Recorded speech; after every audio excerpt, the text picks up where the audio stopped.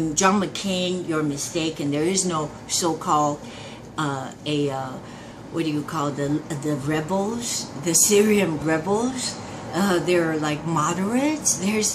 When you say moderate rebels, what do you mean? She said there's just Assad or ISIS, and so you know that's. I think that this is ridiculous. That if we are really gearing ourselves now animosity with Russia, because Russia steps in and you know, they literally fired warning shots. I mean, they flew like 5 feet away from our plane, and that's like saying back off, we're flexing muscles. So like, don't mess with Assad. I don't know who are the old hold-ups from the Obama people, the generals, that they have to go, because we don't want to start a war in Syria. All right, then you're gonna make ISIS more happy. This letter that he sent, he said, you know, he says it breaks his heart. Well, I'm going to just read a little bit about William Morey, this old pastor. I don't know that much about this guy. He's a Christian coalition, religious freedom coalition. So ever since I guess the Syria-Iraq war torn up all the so-called what do you call the Euphrates, and they call the old country the Nineveh lines. He said the muffled thunder, distant explosion, shattered illusion that was safe from the battle until being fought only a few miles northwest where I stood in the Christian town of Karakosh, Iraq. That's what I'm trying to get at. That he visited Iraq, and I think he goes there quite often with camps and try to help out the Christians there, because they're being brutalized seriously. And the victims were members of the Iraqi Christian militia called the Nineveh Protection Unit. So I just learned that, obviously. A lot of us don't know what's happening, and you know, it goes on. I tore the letter while I was opening the envelope, so what? Big deal. What's important here is somehow I got to the second page, and on this paragraph he says the action you take is it would really make or break of this the Christians and being brutalized in the civil in the Middle East. So the utter physical destruction that he saw in Karakosh was only the tip of the iceberg when it comes to the evil Islamic State has committed against the Middle Eastern Christian Church. And the truth of what's happening is so incredible. When you read, will force your mind to reject those horrific acts of terror, even able to be committed, from beheading and crucifying Christian children who refuse to renounce Jesus, and forced marriages and child sex, slavery, ISIS committing the worst evil I have ever seen. And then he goes on to say, show the video. He's seen the video of the beheading, Christian man being decapitated with a butcher knife. See, I told you so. Took several minutes to saw his head off. He lived for perhaps 2 minutes into his beheading with a butcher knife. And the beheading of the Christians are meant to be painful and not swift. So again, this is why that we need to condemn, with such as Kathy, the ISIS Griffin spokesperson. You know, she thought it was funny, like holding up the Donald Trump head. It is, the root of it is evil. The spirit behind it is more than horrific and malignant. So anyway, so he says a basin was placed under this Christian man's head to catch his blood, to be used by ISIS fighters to wash their hands in the blood of Christians, so that they shout Allahu Akbar in order to get to heaven, and that could be heard from the crowd. They were so excited as this Christian man was being beheaded, and most of the group watching the beheading were making home videos or from their cell phones. Where's the page 2?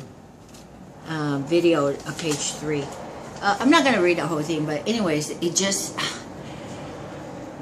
dawned on me that you know, every day we're like going, oh, when am I gonna get another, well, whatever, eyelash extension? Not that I can afford it. I swim, so it's not gonna stay anyways.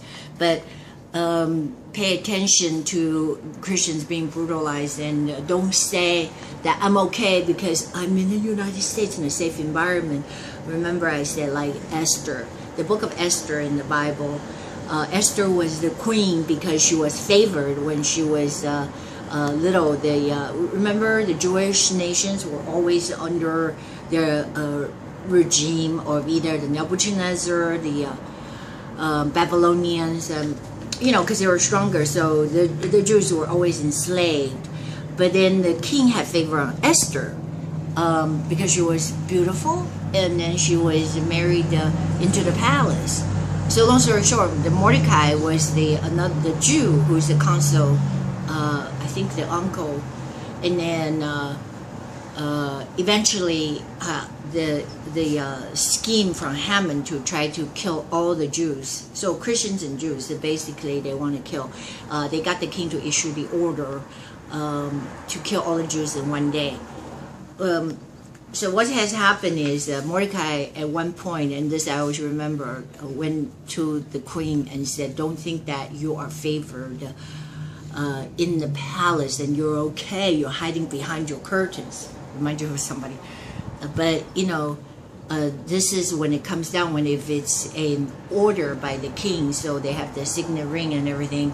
Don't think that for one moment the Haman is not going to turn around and say, hey, there's Jews in your palace. And in the end, you know, don't think that you're going to escape that if you do not fight now. So that's the message. If you don't fight now, and just turn your face from all these brutal killing persecutions of your brothers and sisters, you know, you're not going to escape the doomsday.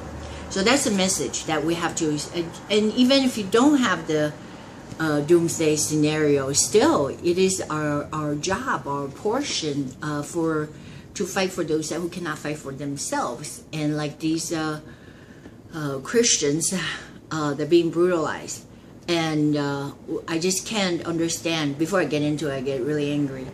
You know, the communistic doctrines that are so prevalent in this country, in the United States, it's really communistic. I look into the website because I was instructed to on one email.